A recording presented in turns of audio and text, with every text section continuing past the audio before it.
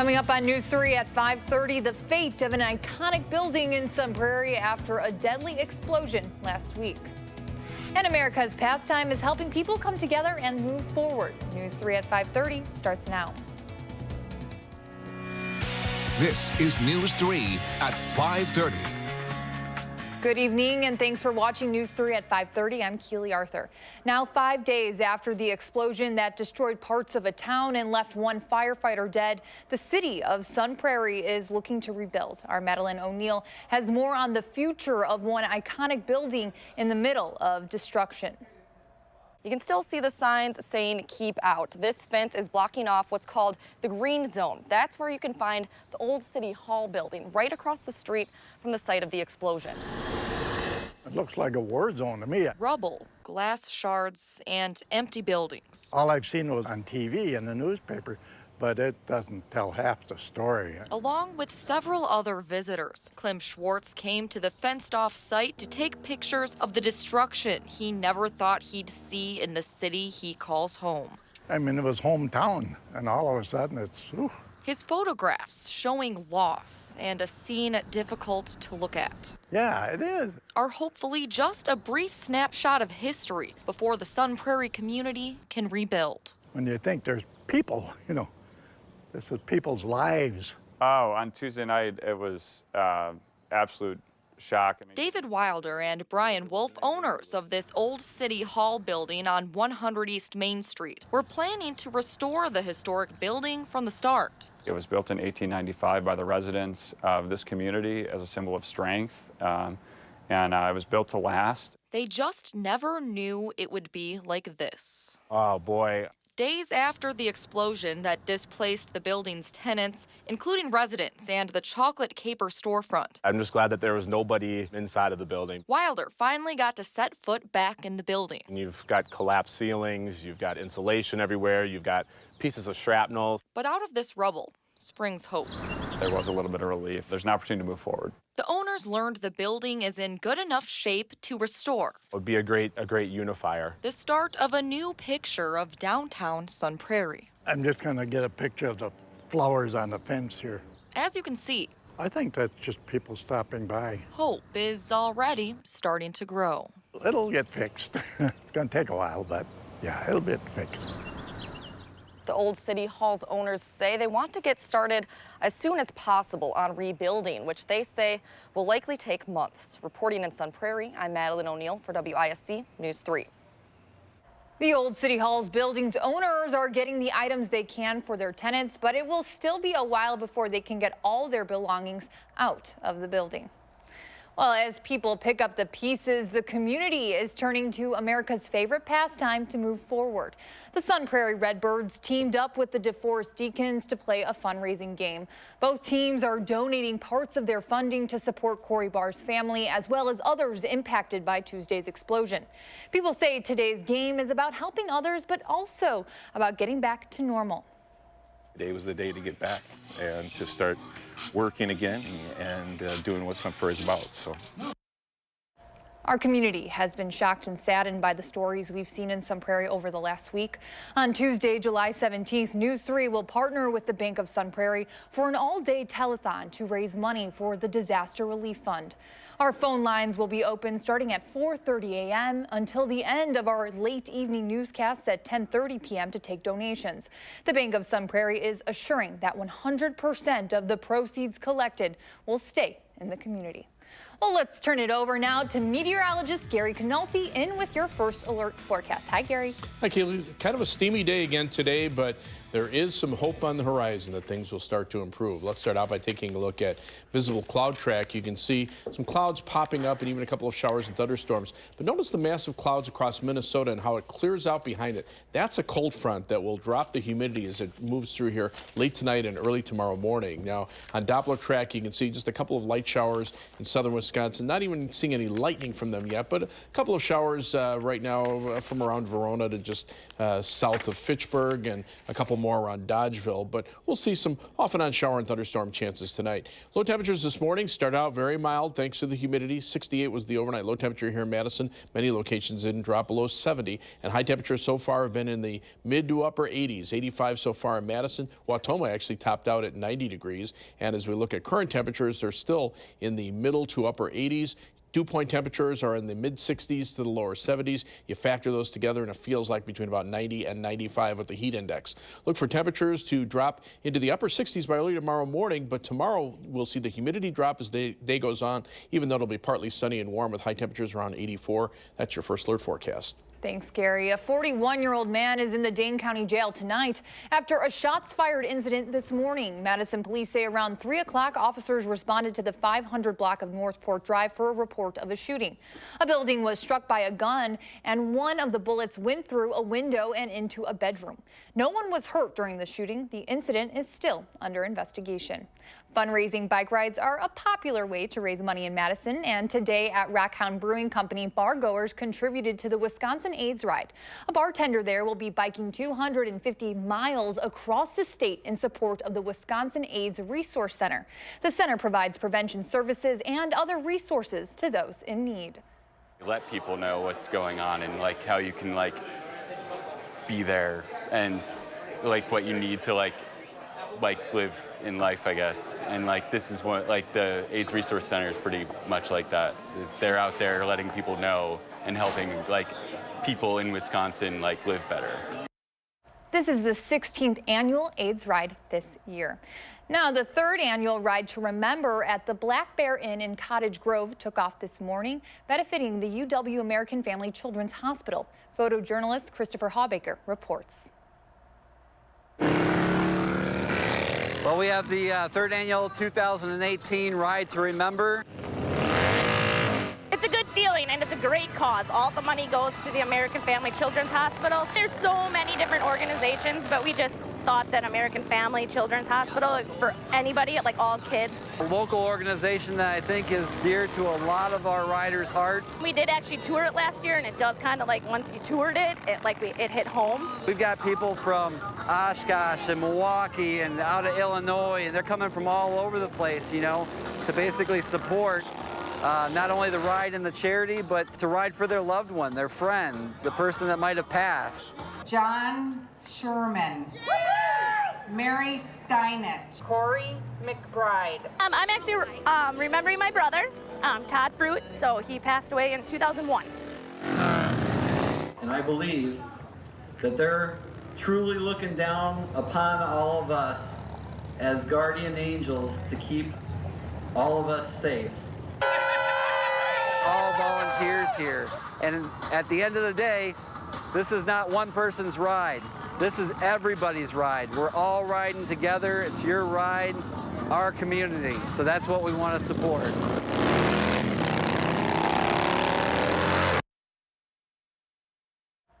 The organization was hoping to get nearly $20,000 raised for this year. Well, new tonight in Madison, Badger fans looking forward to football season have the chance to buy single game tickets starting tomorrow morning. Wisconsin plays 7 home games this fall, starting with Western Kentucky University on August 31st. Student section tickets sold out last month within hours. Tickets can be bought at the UW Athletics website. Stay with us. Thousands take to the Windy City streets following an officer-involved shooting in Chicago. We have the details coming up.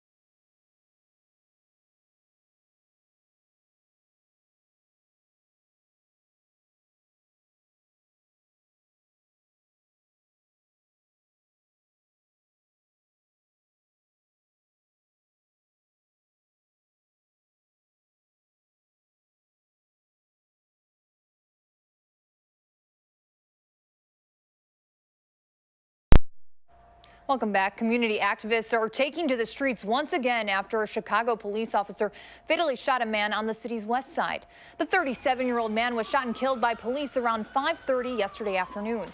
4 people were arrested during protests last night.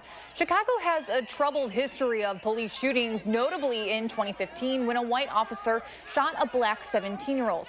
Activists in Chicago say they don't believe police who say the man was armed and threatened them.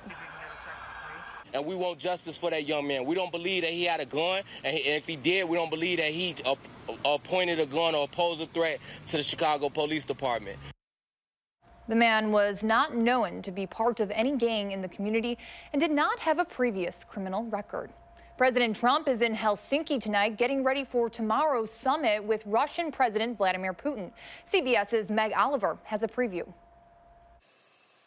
President Trump arrived in Finland on the eve of a much-anticipated sit-down with Russian leader Vladimir Putin. Monday's summit will start with a one-on-one meeting between the two with no aides or advisors present. Russia says the U.S. requested the format. Nothing bad's going to come out of it, and maybe some good will come out. In an interview with CBS Evening News anchor Jeff Glor, the president downplayed the summit's importance. I go in with low expectations. I'm not going in with high expectations. I can't tell you what's going to happen, but I can tell you what I'll be asking for, and we'll see if something comes of it. Trump administration officials say the meeting does not have a set agenda. This is an attempt to see if we can diffuse and take some of the drama and quite frankly, some of the danger out of the relationship right now. Democrats had called on the president to cancel the summit after Friday's indictment of 12 Russians on charges of interfering in the 2016 election. Mr. Trump says he will raise the issue with Putin. It just belies common sense that the president of the United States, this president, is going to sit down across from Putin and press him hard on the issue of Russian meddling. The summit will mark the conclusion of the president's 6-day trip to Europe. Mr. Trump is scheduled to return to Washington on Monday evening. Meg Oliver, CBS News. Monday's summit will mark the first dedicated meeting between the two leaders, though they have spoken by phone and on the sidelines of 2 international conferences. Well, Gary's back with your forecast after this. Stay with us.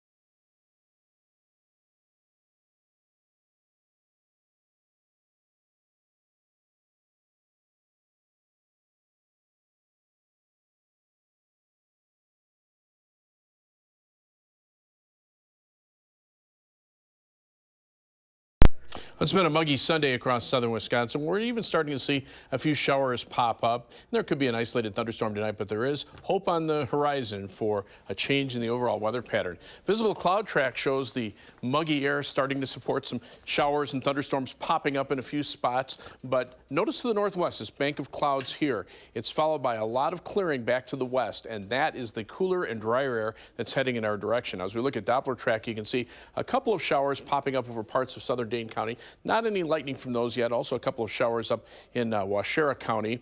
But across the rest of the Midwest, things are relatively quiet. Just a few hit and miss showers and thunderstorms. I think that'll be the case for tonight. We're not looking for anything widespread, but we are expecting a change in the pattern later on tonight into tomorrow as the humidity starts to drop and the temperatures follow right after that.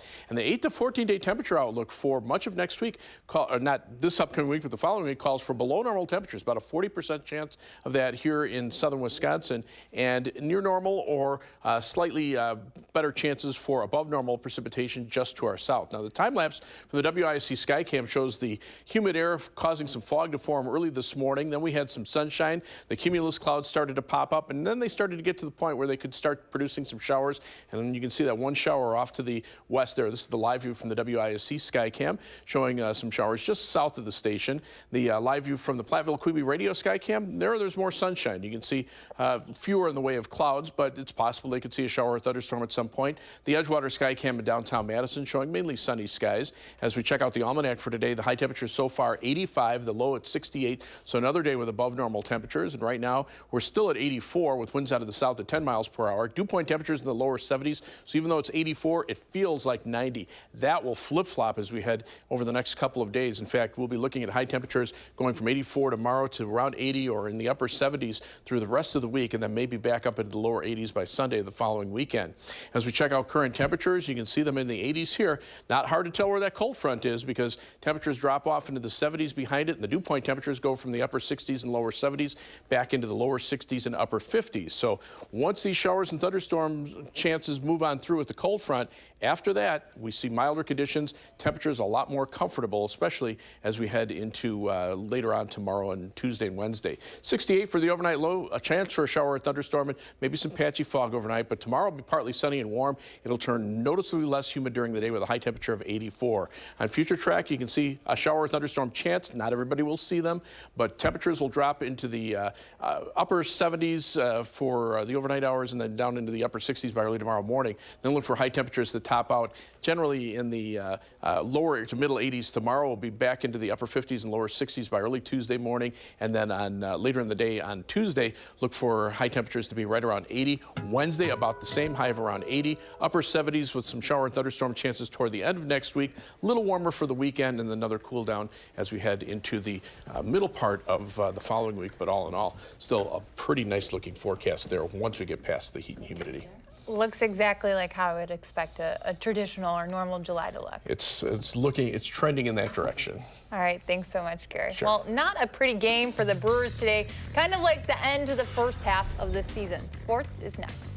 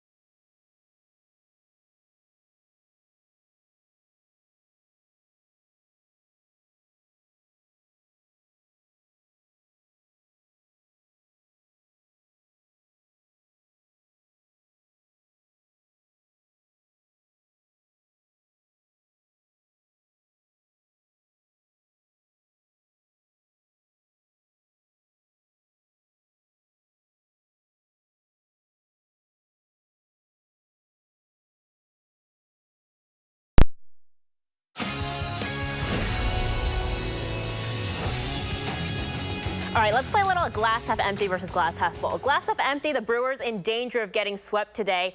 They haven't done that since the end of April when they lost 4 games to the Cubs. Now to my personal favorite, glass half full. Despite this 6-game losing stretch, the Brewers are 12 games above 500 with a franchise record 55 wins before the All-Star break. See, everything's great.